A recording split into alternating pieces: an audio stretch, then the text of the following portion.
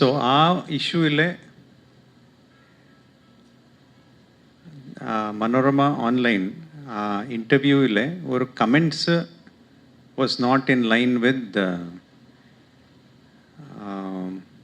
the content basically was obnoxious.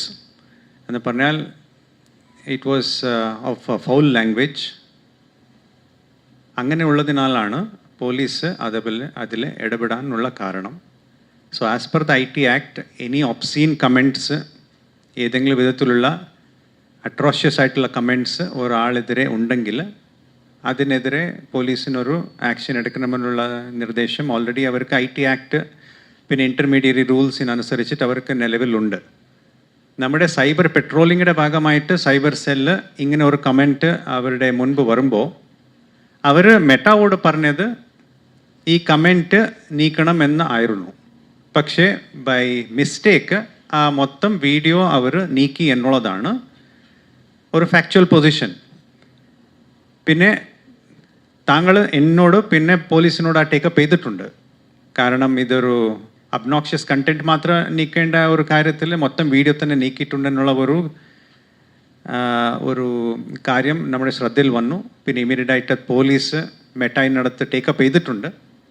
പിന്നെ election commission of ഇന്ത്യയിലെ DG മീഡിയയോട് ഞാൻ നേരിട്ട് സംസാരിച്ചിട്ടുണ്ട്. അത് റെസ്റ്റോർ ചെയ്യാൻ വേണ്ടിയിട്ടുള്ള കത്ത് പോലീസിൻ്റെ ഭാഗത്തിന് പോയിട്ടുണ്ട്. നമ്മൾ ഫോളോ അപ്പ് ചെയ്യുന്നുണ്ട്. തീർച്ചയായിട്ടും ഉടൻ തന്നെ ആ ഒരു വീഡിയോ അത് റെസ്റ്റോർ ചെയ്യാൻ ഇമ്മീഡിയറ്റായിട്ട് സാധിക്കുമെന്നാണ് നമുക്ക് തോന്നുന്നത്.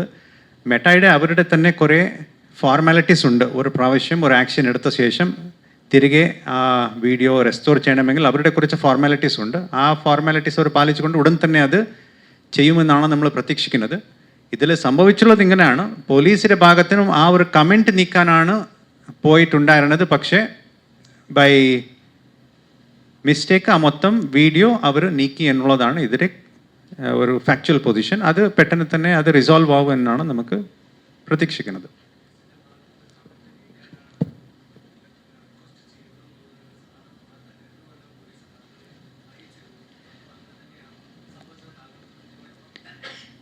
പോലീസിൻ്റെ അധികാരം വെച്ചിട്ട് അവർക്ക് കുറേ കാര്യങ്ങൾ IT ആക്ടിലും ഇൻ്റർമീഡിയറ്റ് റൂൾസിലെടുക്കാം, അവർക്ക് ചെയ്യാം. പോലീസിൻ്റെ ഭാഗത്തിന് വന്നിട്ടുള്ള ഒരു വിശദീകരണമാണ് ഇപ്പോൾ ഞാൻ പറയുന്നത്. അത് തന്നെയാണ് നമ്മൾ മെറ്റായിനടുത്ത് ടേക്കപ്പ് ചെയ്തിട്ടുള്ളത്. അത് ഞാനും DG media, election commission of ഇന്ത്യയുടെ DG മീഡിയയോട് സംസാരിച്ചിട്ട് മെറ്റയോട് സംസാരിച്ചിട്ടുണ്ട്. അതുകൊണ്ട് തന്നെ അത് റിസോൾവ് ആവും. അതിൽ വേറെ ഒരു കൺഫ്യൂഷൻസ് ഒന്നും ഉണ്ടാവില്ല.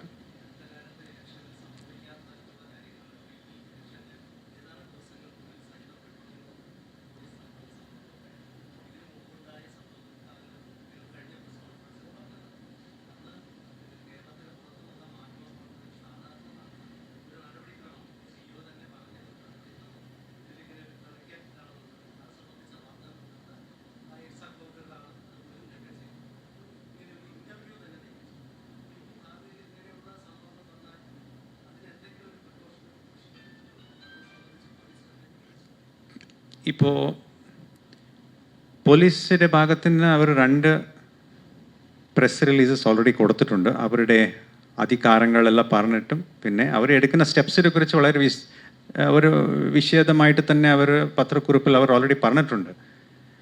പിന്നെ അത്ര കാര്യങ്ങൾ അവർ കൃത്യമായിട്ട് അവർ നിർവഹിക്കുന്നുണ്ട്.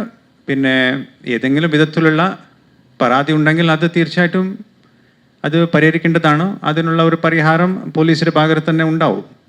പോലീസിൻ്റെ ഭാഗത്തിനുള്ള ഒരു വിശദീകരണം അവർ ഓൾറെഡി പ്രസ് റിലീസ് എന്നുള്ള നിലയിൽ അവർ ഓൾറെഡി കൊടുത്തിട്ടുണ്ട്. പിന്നെ വേറെ ഇപ്പോൾ ചൂണ്ടിക്കാണിച്ചിട്ടുള്ള ഒരു ഇഷ്യൂ അത് നമ്മൾ റിസോൾവ് ചെയ്യാനുള്ള ശ്രമത്തിലാണ്.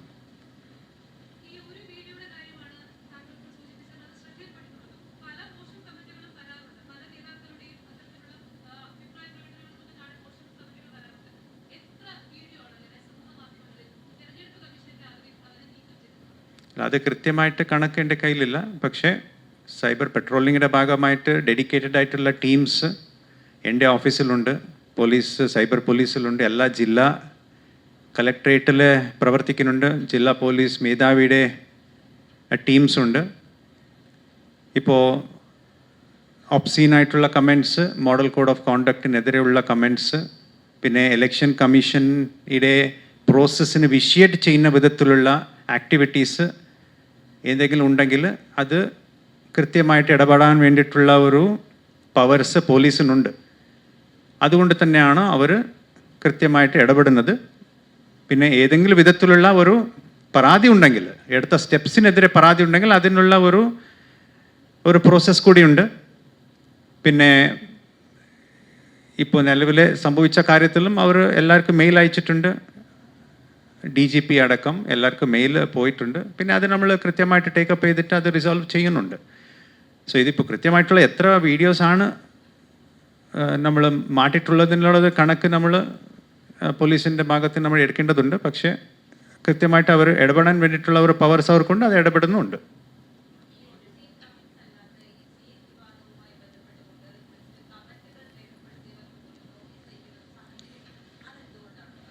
അത് ഡീറ്റെയിൽ ആയിട്ടുള്ള വിശദീകരണം പറഞ്ഞിട്ടുണ്ട് ഓൾറെഡി. ഞാൻ ആ പ്രസ് നോട്ട് എല്ലാ മീഡിയനടുത്ത് ഞാൻ ഷെയർ ചെയ്തിട്ടുണ്ട്. അതിൽ അവർ കൃത്യമായിട്ടുള്ള വിശദീകരണം കൊടുത്തിട്ടുണ്ട്.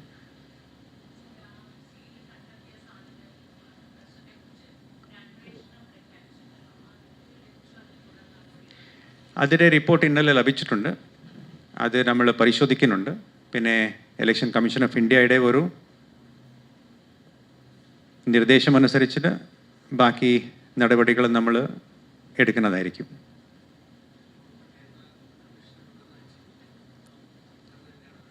ഇല്ല, ഇപ്പോൾ ഇന്നലെയാണ് ലഭിച്ചിട്ടുള്ളത്. അത് ഞാൻ പരിശോധിക്കുന്നുണ്ട്.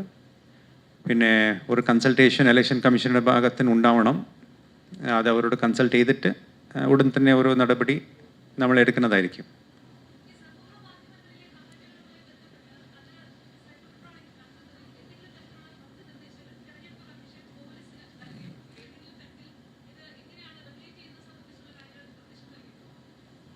പോലീസ് പ്രവർത്തിക്കുന്നത് IT act, intermediate guide lines അതനുസരിച്ചിട്ട് മാത്രമാണ്.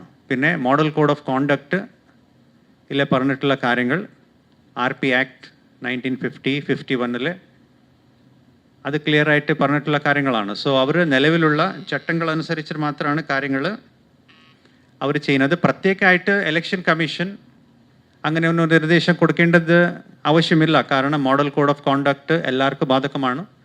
മോഡൽ കോഡ് ഓഫ് കോണ്ടക്റ്റിൻ്റെ വയലേഷൻ ഉണ്ടെങ്കിൽ അതിന് സംബന്ധപ്പെട്ട റിലവൻറ്റ് പ്രൊവിഷൻസ് ഓഫ് ലോ അത് RP act, IT act, BNS അടക്കമുള്ള പ്രൊവിഷൻസ് അപ്ലിക്കബിൾ ആണ്.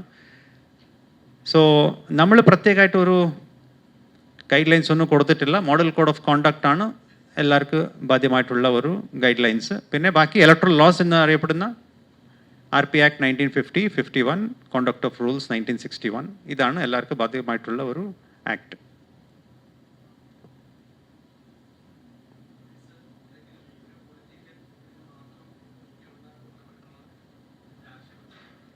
ഇല്ല, അങ്ങനെ ഒരു ആക്ഷേപം വന്നതായിട്ട് എൻ്റെ ശ്രദ്ധയിലൊന്നുമില്ല.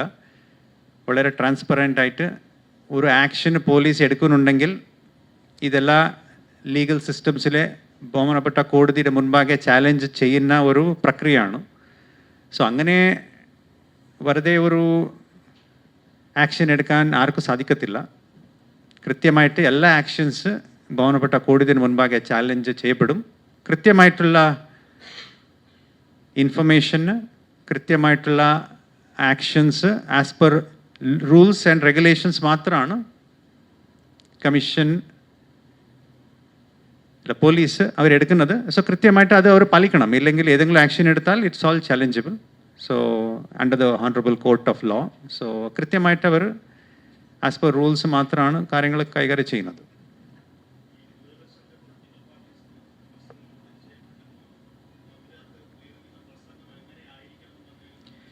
അത് കമ്മീഷന് തന്നെ ഒരു ഡിജിറ്റൽ വൗച്ചേഴ്സ് എല്ലാ പൊളിറ്റിക്കൽ പാർട്ടീസ്, അതായത് അംഗീകൃത നാഷണൽ ആൻഡ് സ്റ്റേറ്റ് പാർട്ടീസ്ക്ക് അലോട്ടഡ് ടൈംസ് അടക്കം കൊടുത്തിട്ടുണ്ട്. ഡീറ്റെയിൽ ആയിട്ടുള്ള ഗൈഡ് ലൈൻസ് അടക്കം എല്ലാ പൊളിറ്റിക്കൽ പാർട്ടീസിനും കൊടുത്തിട്ടുണ്ട്. അതുപോലെ തന്നെ ദൂരദർശനും അവർ തന്നെ കൊടുത്തിട്ടുണ്ട്.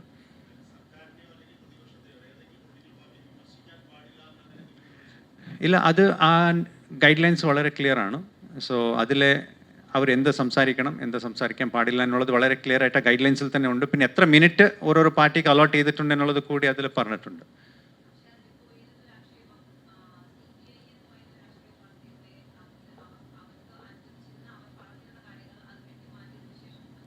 ദൂരദർശനിലാണ്. അത് നമുക്കറിയില്ല. അങ്ങനെ ഏതെങ്കിലും പരാതി ഉണ്ടെങ്കിൽ തീർച്ചയായിട്ടും നമുക്ക് പരിശോധിക്കാം.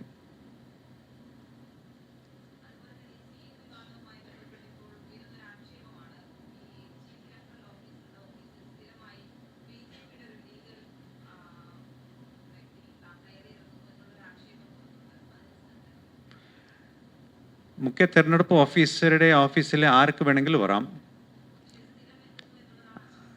അതങ്ങനെ എൻ്റെ ശ്രദ്ധയിലൊന്നുമില്ല. ഇപ്പോൾ ഞാൻ ചാർജ് എടുത്ത മുതൽ എൻ്റെ ഓഫീസിൽ നിങ്ങളടക്കം എല്ലാവരും 1000-ഓളം പ്രാവശ്യം വന്നിട്ടുണ്ട്. എനിക്ക് ഒബ്ജക്ഷനൊന്നുമില്ല. ആർക്ക് വേണമെങ്കിലും വരാം. ഞാൻ ഓഫീസിലുണ്ടെങ്കിൽ തീർച്ചയായിട്ടും ഞാൻ എല്ലാവരെയും കാണും. പിന്നെ മീറ്റിങ്ങിലുള്ള സമയത്ത് മാത്രമായിരിക്കും കാണാൻ സാധിക്കാത്തത്. ആർക്ക് വേണമെങ്കിലും വരാം.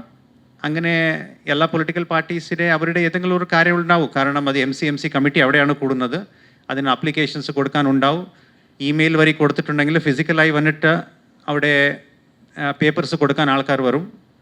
പിന്നെ നമ്മുടെ ഇതിന് വേണ്ടിയിട്ട് തന്നെ കുറേ ഉദ്യോഗസ്ഥർ വന്നിട്ടുണ്ട്. അവരുടെ സെക്ഷൻസൊക്കെ എല്ലാം ഉണ്ട്. പിന്നെ അവരുടെ ഫോർ എക്സാമ്പിൾ MCയുടെ പെർമിഷൻ വേണമെങ്കിൽ അവർ കൃത്യമായിട്ട് രേഖകൾ കൊടുക്കണം. അഡ്വർടൈസ്മെൻറ്റ് ക്ലിയറൻസ് കമ്മിറ്റീസ് മീറ്റിംഗ് എല്ലാ ദിവസവും നടക്കും. സോ അതിന് വേണ്ടിയിട്ടല്ല എല്ലാ പൊളിറ്റിക്കൽ പാർട്ടീസിൻ്റെ ഫോർ എക്സാമ്പിൾ ആഡ് ക്ലിയറൻസ് തന്നെ എല്ലാ പൊളിറ്റിക്കൽ പാർട്ടീസിൻ്റെ ആഡ്സ് എല്ലാം നമ്മൾ തന്നെയാണ് ക്ലിയർ ചെയ്യേണ്ടത്.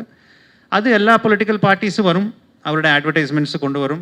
പിന്നെ അത് അന്നത്തെ ദിവസം തന്നെ ക്ലിയർ ചെയ്യാനുള്ള നടപടി നമ്മൾ എടുക്കുന്നുണ്ട്. എല്ലാ ദിവസവും കൃത്യമായിട്ട് തരുന്ന അഡ്വർടൈസ്മെൻറ്റ്സ് ക്ലിയർ ചെയ്യണമെന്ന് നമ്മൾ പറയുന്നുണ്ട്. അങ്ങനെ വരുമ്പോൾ എല്ലാ പൊളിറ്റിക്കൽ പാർട്ടീസിൻ്റെ പ്രതിനിധികൾ അവിടെ വരും. അവരുടെ ഏതെങ്കിലും ക്ലാരിഫിക്കേഷൻസ് വേണമെങ്കിൽ നമ്മോട് ബന്ധപ്പെടും. സോ അങ്ങനെ പർട്ടിക്കുലറായിട്ട് ഒരാൾ നമ്മുടെ ഓഫീസിൽ വരണത് എന്നുള്ളതെല്ലാം അതൊന്നും ശരിയല്ല. ആർക്ക് വേണമെങ്കിലും വരാം, എപ്പോൾ വേണമെങ്കിലും വരാം. ഇപ്പോൾ നമ്മൾ രാത്രി 12 മണി വരെ നമ്മൾ വർക്ക് ചെയ്യുന്നുണ്ട്. ഏത് സമയത്ത് വേണമെങ്കിലും ആർക്ക് വേണമെങ്കിലും വരാം. സോ അങ്ങനെ ഒരു റെസ്ട്രിക്ഷൻസ് ആർക്കും ഇല്ല. പിന്നെ നമ്മൾ എല്ലാവരെയും സ്വാഗതം ചെയ്യുന്നു. ഏതെങ്കിലും വിധത്തിലുള്ള ക്ലാരിഫിക്കേഷൻ കൊടുക്കാൻ നമുക്ക് സാധിക്കുകയാണെങ്കിൽ നമുക്ക് 100% ട്രാൻസ്പെറൻ്റ് ആയിട്ട് തന്നെ നമ്മൾ കാര്യങ്ങൾ കൈകാര്യം ചെയ്യുന്നത്.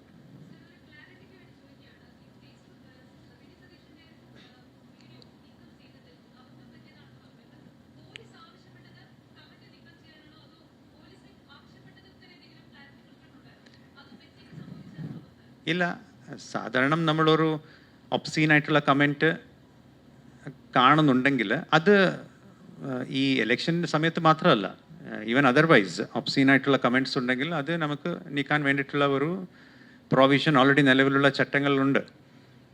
സോ അതിലെ പോലീസ് കൃത്യമായിട്ട് ഈ കമൻറ്റ് നീക്കണം എന്ന് പറയുന്ന സമയത്ത് അത് അതിന് പ്രോബബ്ലി മറ്റു വിധത്തിൽ അത് കണ്ടിട്ടുണ്ടെന്നുള്ളതാണ് തോന്നുന്നത്. പക്ഷേ അത് റെക്ടിഫൈ ചെയ്യാനുള്ള എല്ലാ നടപടി നമ്മുടെ ഭാഗത്ത് നിന്ന് എടുക്കുന്നുണ്ട്. സോ തീർച്ചയായിട്ടും ഇതൊരു അബറേഷനായിട്ട് നമുക്ക് കാണാമെന്ന് തോന്നുന്നു. കാരണം സാധാരണഗതിയിലെ നമ്മൾ കൃത്യമായിട്ട് കൊടുക്കുന്ന നിർദ്ദേശങ്ങളാണ് പാലിക്കപ്പെടേണ്ടത്. പക്ഷേ ഏതെങ്കിലും അബറേഷനായിട്ടാണ് ഇത് നമ്മൾ കാണുന്നത്. So thank you.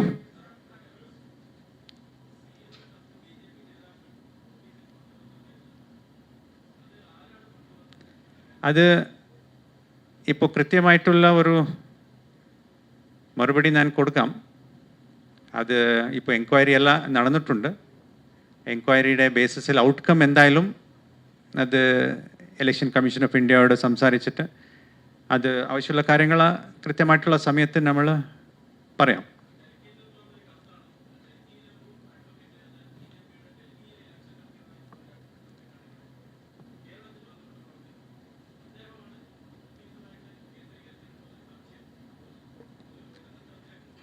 ഇല്ല, ഇപ്പോൾ പറഞ്ഞല്ലോ, ഒരു ഡീറ്റെയിൽഡ് ആയിട്ടുള്ള കോംപ്രിഹെൻസീവ് ആയിട്ടുള്ള ഒരു ഇൻക്വയറി നടന്നിട്ടുണ്ട്. അതിൻ്റെ റിപ്പോർട്ട് ഇന്നലെയാണ് വന്നിട്ടുള്ളത്. കൃത്യമായിട്ട് പറയുന്ന സമയത്ത് ആ കാര്യങ്ങൾ വിശദീകരിക്കാം. ആക്ഷൻ എടുത്തിട്ട് തീർച്ചയായിട്ടും താങ്കളോട് വിശദീകരിക്കാം.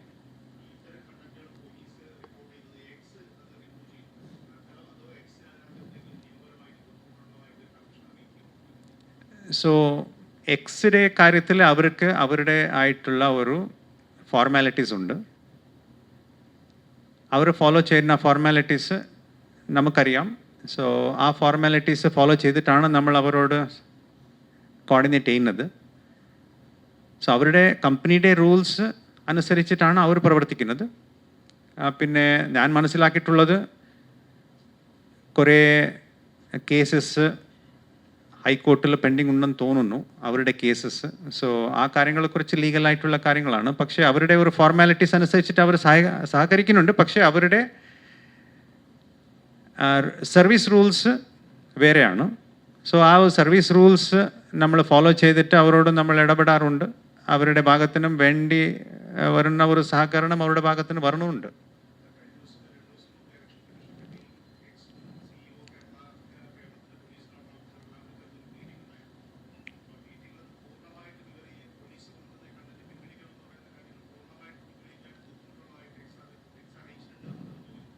ഇല്ല, അത് അവരുടെ സർവീസ് റൂൾസ് അവർക്ക് നോക്കണം. പിന്നെ ഇപ്പോൾ പറഞ്ഞ കാര്യങ്ങൾ അവരുടെ നമ്മൾ പറയുന്ന കുറേ കാര്യങ്ങൾ അവർ ബഹുമാനപ്പെട്ട ഹൈക്കോടതിയിലെല്ലാം ചാലഞ്ച് ചെയ്തിട്ടുണ്ട്.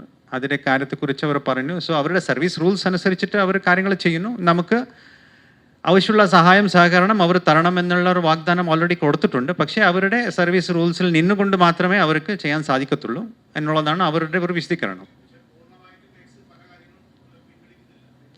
ഇല്ല, അത് നമ്മൾ അവരോട് ബന്ധപ്പെടുന്നത് പിൻവലിക്കാൻ മാത്രമല്ല, നമ്മുടെ ഏതെങ്കിലും ആവശ്യങ്ങൾ അവർ പരിഗണിക്കാൻ വേണമെങ്കിൽ അവരുടെ സർവീസ് റൂൾസ് അനുസരിച്ചിട്ട് അവർക്ക് ചെയ്യാൻ പറ്റത്തുള്ളൂ എന്നാണ് പറഞ്ഞിട്ടുള്ളത്. സോ ആ ഒരു കാര്യത്തിൽ നമ്മുടെ ഒരു കോർഡിനേഷന് അവിടെ വെച്ചിട്ടാണ് നടക്കുന്നത്. സോ നമ്മൾ ആവശ്യപ്പെടുന്ന കാര്യങ്ങൾ ഓരോരോ കേസ് ബൈ കേസ് അവർ നോക്കിയിട്ട് അവരുടെ കമ്പനി റൂൾസ് ഫോർമാലിറ്റീസ് അനുസരിച്ചിട്ടാണ് അവർ കാര്യങ്ങൾ കൈകാര്യം ചെയ്യുന്നത്. അവരുടെ ഭാഗത്തിന് എല്ലാവിധ സഹായം അവർ വാഗ്ദാനം ചെയ്തിട്ടുണ്ട്. സോ നമ്മുടെ റിക്വയർമെൻറ്റ്സ് അനലൈസ് ചെയ്യുമ്പോൾ അവരുടെ കമ്പനി റൂൾസ് അനുസരിച്ചിട്ട് അവർക്ക് ചെയ്യാൻ സാധിക്കത്തുള്ളൂ എന്നുള്ളതാണ് അവരുടെ ഒരു സ്റ്റാൻഡ്. അത് നമ്മൾ ഹോണർ ചെയ്യുന്നു. പിന്നെ നമ്മൾ ഇലക്ഷൻ കമ്മീഷൻ ഓഫ് ഇന്ത്യയോട് ടേക്കപ്പ് ചെയ്തിട്ടുമുണ്ട്. കാരണം നമ്മുടെ ബുദ്ധിമുട്ടുകൾ എല്ലാവരും മനസ്സിലാക്കണം എന്നുള്ള വിധത്തിലാണ്. കാരണം ഇതൊരു ഇലക്ഷൻ മോഡിലാണ് നമ്മളെല്ലാം പോകുന്ന സമയത്ത് ഏതെങ്കിലും കാര്യത്തിൽ നമുക്ക് അർജൻസി ഉണ്ടെങ്കിൽ, ഏതെങ്കിലും കാര്യങ്ങൾ കൃത്യമായിട്ട് ആ സമയത്ത് നമ്മൾ നടപ്പിലാക്കാൻ സാധിച്ചിട്ടില്ലെങ്കിൽ അത് പൊതുവെ എല്ലാ ജനങ്ങളെയും ബാധിക്കും. അങ്ങനെയുള്ള കാര്യങ്ങളിൽ ഏതെങ്കിലും വിധത്തിലുള്ള ഒരു പൊതുവെ ഒരു ധാരണത്തിലേക്ക് എത്തണം എന്നുള്ളതാണ് നമുക്കുള്ള ഒരു അഭിപ്രായം. അതാണ് നമ്മൾ ഇലക്ഷൻ കമ്മീഷനോട് പറഞ്ഞിട്ടുള്ളത്. സോ ഇലക്ഷൻ കമ്മീഷൻ എക്സിനോട് അത് ടേക്കപ്പ് ചെയ്തിട്ട് കൃത്യമായിട്ട് എന്താ ചെയ്യാൻ പറ്റുന്നുള്ളത് അവർ ആലോചിക്കുന്നുണ്ട്. ഇതുവരെ നല്ലവിധ സഹായം സഹകരണം എല്ലാ സോഷ്യൽ മീഡിയ ഇൻ്റർമീഡിയറ്റ്സിൻ്റെ ഭാഗത്തിനും പോലീസിനും ഇലക്ഷൻ കമ്മീഷനും ലഭ്യമായിട്ടുണ്ട്.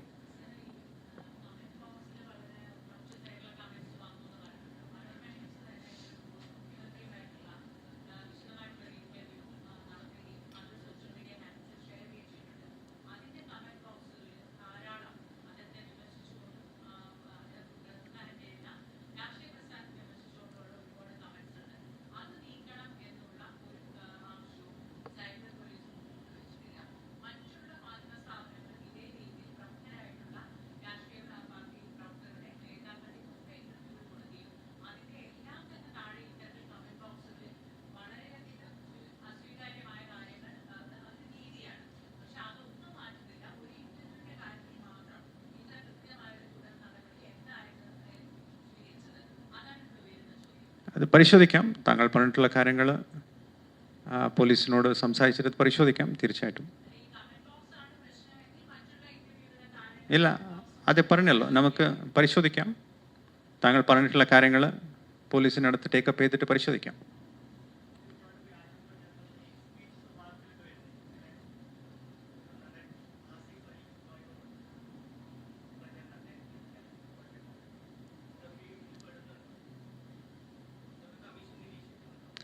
ഇലക്ഷൻ കമ്മീഷൻ സംബന്ധപ്പെട്ട കാര്യത്തിലാണ് നമ്മൾ ഇടപെടുന്നത്.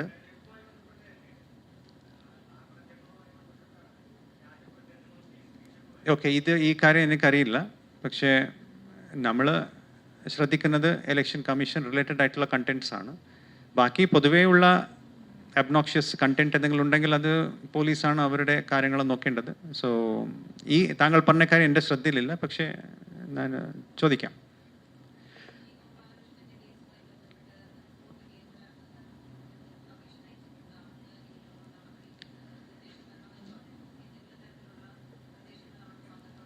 അവിടുന്ന് നിർദ്ദേശങ്ങൾ ഇന്ന് വന്നിട്ടില്ല. നമ്മുടെ ജില്ലാ കളക്ടർ എടുത്ത ഒരു നടപടി നമുക്ക് കിട്ടിയ ലീഗൽ ഒപ്പീനിയന് അടക്കം നമ്മൾ ഇലക്ഷൻ കമ്മീഷൻ ഓഫ് ഇന്ത്യക്ക് നമ്മൾ അയച്ചിട്ടുണ്ട്. നമ്മൾ ബാക്കി ഇലക്ഷൻ കമ്മീഷൻ ഓഫ് ഇന്ത്യയുടെ നിർദ്ദേശനം നമ്മൾ വെയിറ്റ് ചെയ്യുന്നു.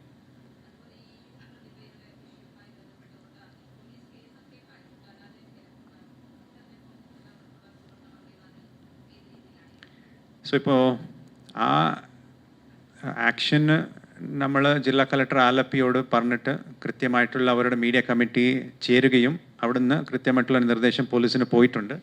പിന്നെ നമ്മൾ മനസ്സിലാക്കിയത് ഓൾറെഡി ഒരു കേസ് അവിടെ രജിസ്റ്റർ ചെയ്യപ്പെട്ടിട്ടുണ്ട്.